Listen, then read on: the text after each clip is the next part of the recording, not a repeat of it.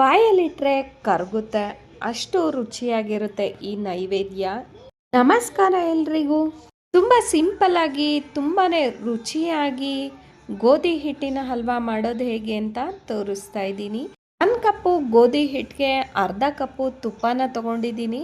ದಪ್ಪ ತಳ ಇರುವಂತಹ ಕಡಾಯಿಗೆ 1 ಸ್ಪೂನು ತುಪ್ಪ, 1 ಕಪ್ಪು ಗೋಧಿ ಹಿಟ್ಟನ್ನು ಹಾಕಿ ಹುರ್ಕೊಳ್ತಾ ಇದ್ದೀನಿ. 1 ನಿಮಿಷ ಗಂಟಿಲ್ದಂಗೆ ಈ ರೀತಿ ಹುರ್ಕೊಂಡ ನಂತರ ಮತ್ತೆ ಒಂದೆರಡೆರಡು ಸ್ಪೂನು ತುಪ್ಪನ ಹಾಕ್ಕೊಳ್ತಾ ಕಂದು ಬಣ್ಣಕ್ಕೆ ಬರೋ ತನಕ ಹುರ್ಕೊಳ್ಬೇಕಾಗತ್ತೆ. ತುಪ್ಪದ ಬದಲಿಗೆ ಅರ್ಧ ಎಣ್ಣೆ ಅರ್ಧ ತುಪ್ಪ ಈ ರೀತಿನೂ ಕೂಡ ಬಳಸ್ಬೋದು. ಹುರ್ಕೊಳ್ತಾ ಹಿಟ್ಟು ತುಪ್ಪನ ಹೀರ್ಕೊಂಡಂಗೆ ಈ ರೀತಿ ಒಂದೆರಡೆರಡು ಸ್ಪೂನು ತುಪ್ಪನ ಹಾಕ್ಕೊಂಡು ಹುರ್ಕೊಳ್ತಾನೆ ಇರಬೇಕಾಗತ್ತೆ. ಗೋಧಿ ಹಿಟ್ಟು ಹುರಿತಾ ಕಂದು ಬಣ್ಣಕ್ಕೆ ಬಂದ ನಂತರ ಗೋಧಿ ಹಿಟ್ಟು ತುಪ್ಪನ ಬಿಡಲಿಕ್ಕೆ ಶುರು ಮಾಡುತ್ತೆ.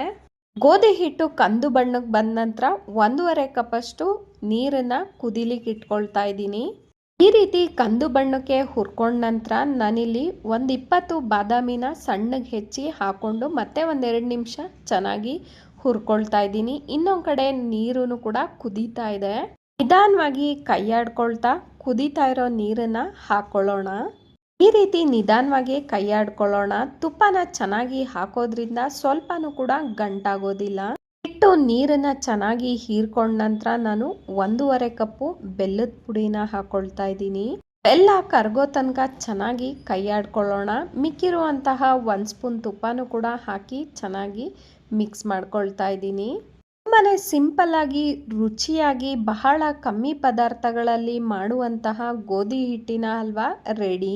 ಮೊದಲಿಗೆ ನಾನು ದೇವರಿಗೆ ಎತ್ತಿಟ್ಕೊಳ್ತಾ ಇದ್ದೀನಿ. ಈ ಗೋಧಿ ಹಿಟ್ಟಿನ ಹಲ್ವಕ್ಕೆ ಸಕ್ಕರೆಗಿಂತ ಬೆಲ್ಲನ ಬಳಸಿ ನೋಡಿ, ತುಂಬಾನೇ ರುಚಿಯಾಗಿರುತ್ತೆ. ಬಾಯಲ್ಲಿಟ್ರೆ ಕರ್ಗೋಗುತ್ತೆ, ಅಷ್ಟು ರುಚಿಯಾಗಿರುತ್ತೆ ಈ ಗೋಧಿ ಹಿಟ್ಟಿನ ಹಲ್ವಾ. ನೀವು ಕೂಡ ಒಮ್ಮೆ ಟ್ರೈ ಮಾಡಿ ನೋಡಿ, ಟೇಸ್ಟ್ ಹೇಗಿತ್ತು ಅಂತ ತಿಳಿಸೋದನ್ನ ಮರಿಬೇಡಿ. Thank you so much for watching.